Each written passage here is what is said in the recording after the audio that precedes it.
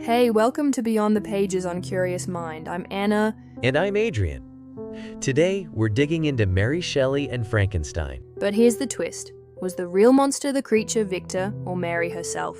Spoiler, it's not what you think. Let's dive in. So, Adrian, picture this. It's 1816 Switzerland and the rain just won't stop. Mary Shelley's barely 18 years old and she's spending her summer with some of the biggest names in poetry, including Lord Byron. And during one of those gloomy nights, Byron suggests they all write ghost stories for entertainment. Most people would have struggled with that challenge, but Mary, she comes up with something that would change literature forever. Frankenstein. What's really fascinating is how her personal life shaped this story. She never knew her mother, who died just days after Mary was born. Then at 16, she causes this huge scandal by running away with Percy Shelley.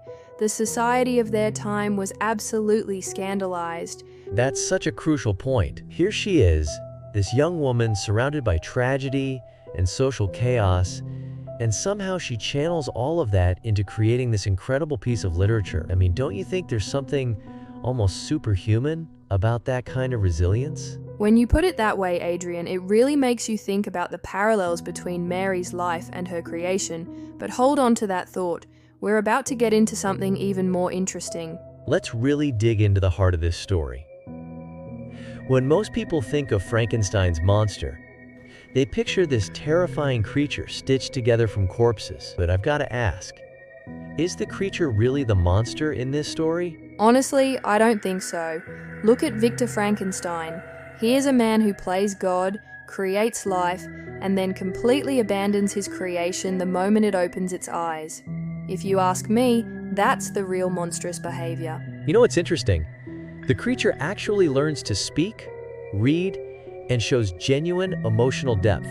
He only becomes violent after facing constant rejection and isolation. Exactly. The creature's actions, while terrible, come from a place of deep pain and abandonment.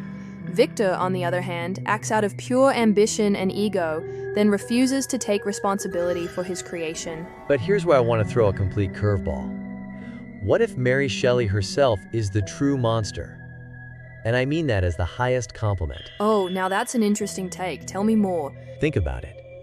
She's facing unimaginable personal tragedy, fighting against crushing societal expectations, and still manages to create this groundbreaking work. That kind of creative force is almost monstrous in its power. I love this perspective. She takes all these dark experiences, the loss of her mother, societal rejection, her unconventional lifestyle, and transforms them into this incredible story that's still captivating readers 2 centuries later. And let's not forget, she's basically inventing science fiction as a genre. At 21, she's publishing this revolutionary work that challenges everything from the limits of science to the nature of humanity. It's like she took all the monstrousness society projected onto her and channeled it into something immortal. The way she refused to be silenced or confined by social expectations, that's a beautiful kind of monstrosity. Exactly. While Victor's creature haunted him, Mary Shelley haunted society with her genius.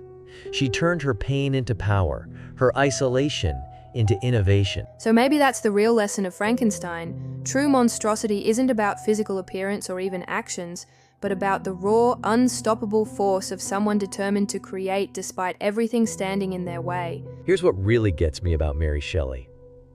She's still criminally underrated.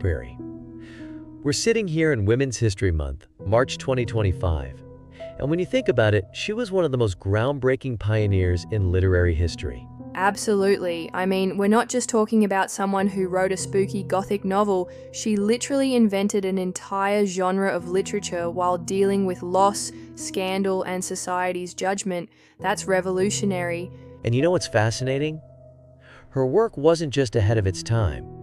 It was asking questions about science, ethics, and humanity that we're still grappling with today. AI, genetic engineering, the responsibility of creators. She saw it all coming. Not to mention how she challenged the whole notion of what women could write about.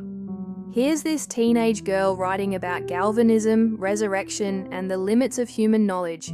in 1818, while most women weren't even allowed to pursue higher education. The ripple effects of her work are everywhere in modern culture. Every mad scientist story, every tale about technology gone wrong, every exploration of what makes us human, they all lead back to Mary. And let's be honest, she didn't just write about monsters, she showed us how to turn our own inner demons into art. 2 centuries later, and she's still teaching us that our darkest experiences can birth something extraordinary. Well, that's a wrap on today's deep dive into Mary Shelley and Frankenstein. What do you think, listeners? Did we change your perspective on this literary genius? If you enjoyed our monster hunting journey through literature today, don't forget to hit that like button and subscribe to Curious Mind. And here's a fun one. Drop a comment below telling us about your favorite literary heroine. Maybe we'll feature her story in our next episode. Until then, keep questioning everything you read and never stop exploring those pages beyond the surface. This is Anna and Adrian, signing off. Stay curious, everyone.